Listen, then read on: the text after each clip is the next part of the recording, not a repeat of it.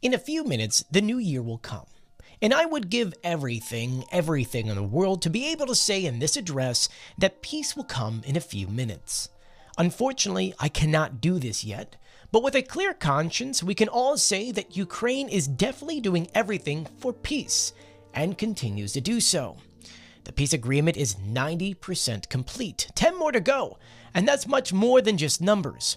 That is 10% that will determine the fate of peace, the fate of Ukraine and Europe, and the way people live. 10% to save millions of lives. 10% of the determination that is needed to make peace work. I want all of us to be on the same wavelength now, and to understand reality in the same way, to be armed not only on the battlefield, to be armed with the truth about who really wants what Ukraine wants, what America wants, what Russians want, what Europe and the whole world wants. Let's start with the most important thing. What does Ukraine want? Peace? Yes. At any cost? No. We want to end the war, not the end of Ukraine. Are we tired? Very tired. Does this mean that we're ready to surrender? Anyone who thinks so is very mistaken. A people who have held out for 1,407 days of full-scale war. Just realize those numbers. 1,407 days of unconquered Ukraine. Often without light, often without sleep, but always without panic, without chaos, without discord, in unity. Do we want the war to end? Absolutely. Why hasn't this happened yet? Can Russia end the war? Yes. Does it want to end? No. Can the world force it to do so? Yes. And that's the only way it'll work. Russia doesn't end the war on its own. There has never been a war in history that they've ended on their own accord. Only pressure from others, only coercion from others. Leave Donbass and it'll all be over. This is how deception sounds when translated from Russian. Does anyone still believe them? Unfortunately. And that's why there's pressure on Ukraine. That's why we're fighting like this. And we're proving that what should have been obvious for a long time.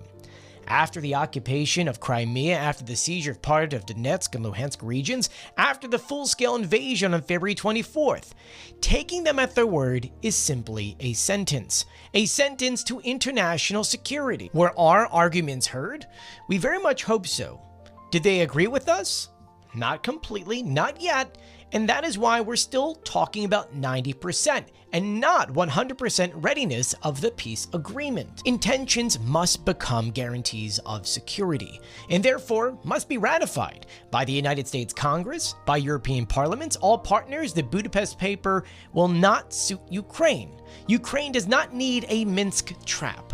Signatures under weak agreements only fuel war.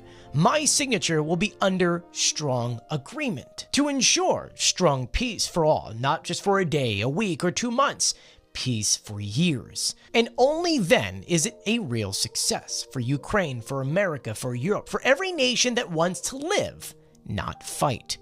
Peace is near. It is more possible than ever, and we can make it happen together.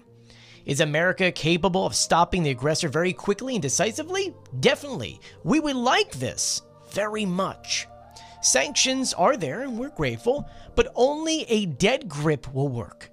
Peace has no alternative, and there must be a strong agreement. Does Europe understand this? Yes. Does all of Europe understand this? No. Ukraine is actually the shield that separates comfortable European life from the Russian world. So, dear people, in a moment, New Year, we will have a new year despite everything. There will be a toast, one for all, for millions of Ukrainians, for soldiers, for everyone who gave their lives for Ukraine, for doctors, firefighters, energy workers, for those who returned from captivity, for everyone we're waiting for peace to come. Russia will have to end the war when it finds one more reason for peace than for war. And we will add today to be one step ahead, one decision bolder, even 1/10 stronger, and then we'll choose peace 100%. Dear Ukrainians, the year 2025 is coming to an end. Real winter is all around us, snow on New Year's Day. Of course, most of us right now want peace.